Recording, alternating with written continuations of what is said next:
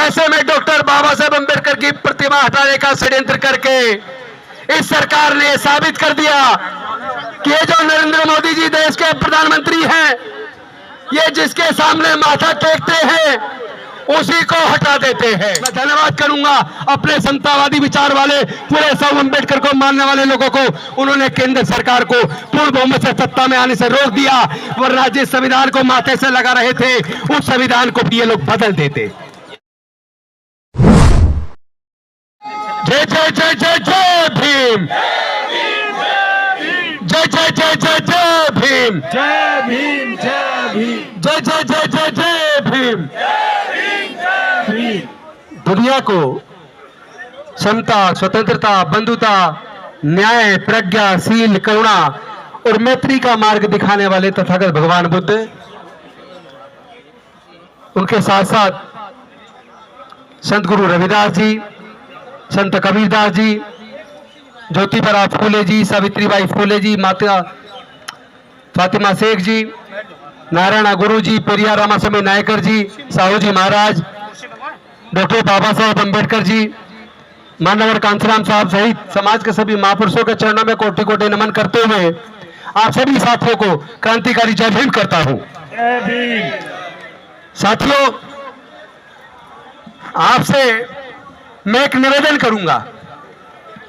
ये जो संसद भवन के अंदर डॉक्टर बाबा साहेब अम्बेडकर की जो प्रतिमा थी, ये कोई साधारण प्रतिमा नहीं है,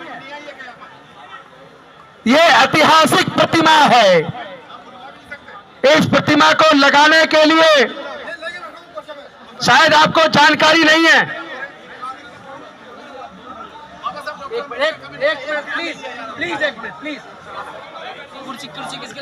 ये कोई साधारण प्रतिमा नहीं है। आपको पता होना चाहिए, इस प्रतिमा को लगाने के लिए आरपीआई के नेतृत्व में, बुद्धप्रिय मौर्य जी के नेतृत्व में, दादा साहब गायकवाड़ जी के नेतृत्व में 1964 से एक विशाल आंदोलन लड़ा गया और इस आंदोलन में लाखों लोग जेल गए। हमारी कितनी माताओं ने, बहनों ने जेल में बच्चों को जन्म दिया और 1964-65 से इतना बड़ा आंदोलन लड़ा गया। उस आंदोलन के बाद 2 अप्रैल 1967 को संसद भवन के अंदर डॉक्टर बाबा साहेब अम्बेडकर की यह विशाल ऐतिहासिक प्रतिमा लगी।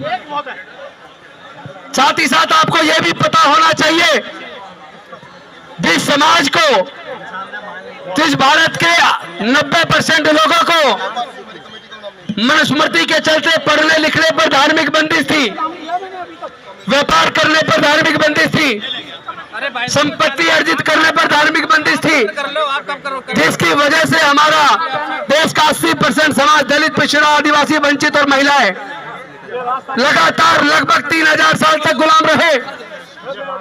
उन सब की गुलामी तोड़ने वाले डॉक्टर बाबा साहेब अम्बेडकर जी की प्रतिमा जिस तरीके से 2024 के लोकसभा चुनाव की जिस दिन गिनती होनी थी, उससे पहले 2 और 3 जून की रात को जिस षड्यंत्र के तहत तानाशाहीपूर्ण रवैया अपनाते हुए यह सोच के कि पूरे देश के लोगों का ध्यान चुनाव के ऊपर है, रातों रात प्रतिमा हटा दो, शाम को 3 तारीख की शाम को एग्जिट पोल आएगा, पूरे देश के लोगों का ध्यान एग्जिट पोल पर रहेगा, किसकी सरकार बनने वाली है, किसकी सरकार गिरने वाली है, पूरे देश के लोगों का ध्यान टीवी के ऊपर लगा होगा।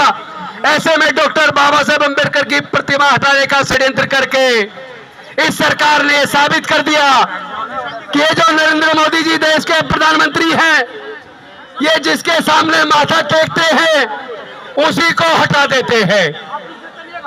आपको याद होगा, जब 2014 के अंदर मोदी जी शपथ लेने के लिए आए, पहले बार संसद में आए, तो लेट के साष्टांग इन्होंने संसद को नमन किया था और उसके बाद उसी संसद को बदल दिया, नई संसद बना दी।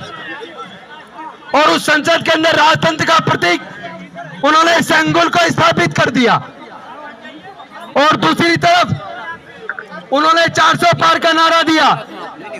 उनके सांसदों ने, उनके नेताओं ने कहा कि संविधान को बदलना है तो हमें 400 पार सीटें जिता के दो।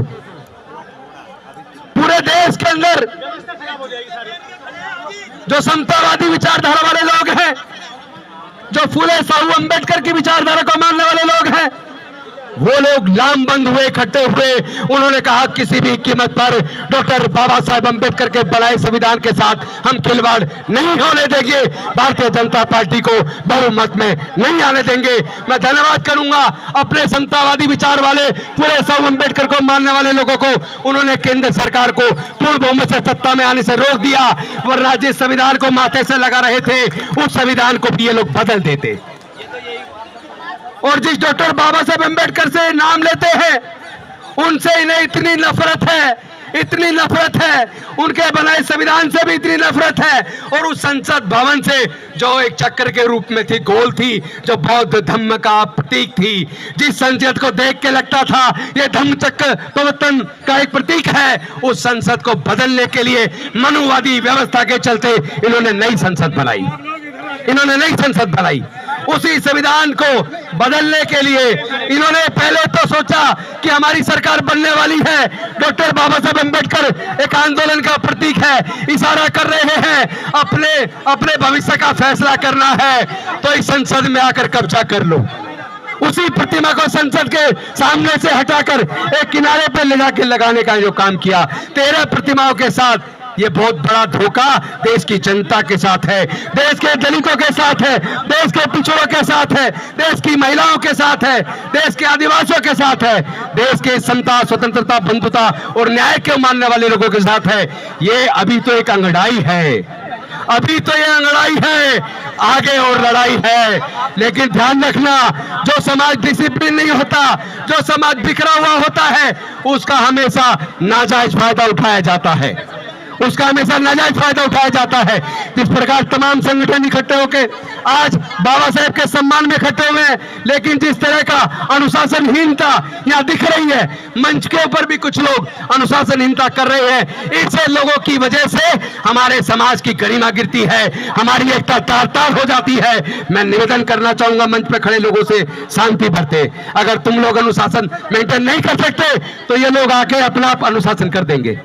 अच्छी बात नहीं है ये, अपनी एकता दिखाइए। हमारा फोटो, हमारा भाषण महत्वपूर्ण नहीं है, डॉक्टर बाबा साहब अम्बेडकर का सम्मान, स्वाभिमान, इस समाज का सम्मान और स्वाभिमान महत्वपूर्ण है।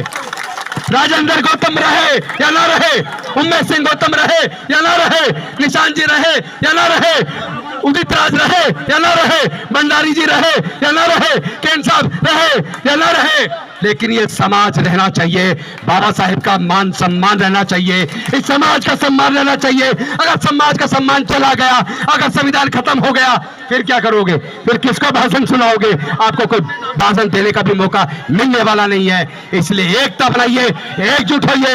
अभी तो ये लड़ाई है, आगे और लड़ाई है। आज तो केवल सरकार को चेताने आए हैं, इस प्रोग्राम के बाद जरूरत पड़ी तो हम लोग आज वॉलेंटरी आज गिरफ्तारी देंगे, वो गिरफ्तारी सांकेतिक होगी, लेकिन अगर संसद के अंदर डॉक्टर बाबा साहेब अंबेडकर की प्रतिमा उसी पुराने स्थान पर और जितनी ऊंचाई पर थी उतने ऊंचाई पर नहीं लगाई गई, इसको राष्ट्रव्यापी आंदोलन बनाएंगे। हमें कोई रोक नहीं पाएगा। हम डॉक्टर बाबा साहेब अंबेडकर के बच्चे हैं, आप भूल जाइए आप हमें रोक पाएंगे। आपके अंदर इतनी ताकत नहीं है, आप लोग हमारे दम पे हैं, आप हमारी वजह से हैं और हमें को चलने का काम करते हैं। आप उन्होंने शिक्षा को इतना महंगा कर दिया ताकि हमारे समाज से शिक्षा छीन जाए। आपने रोजगार हमारे छीन लिए, सारे सरकारी संस्थान बेच दिए, जो नौकरियां लग जाया करती थी हमारी नौकरियां चलेगी।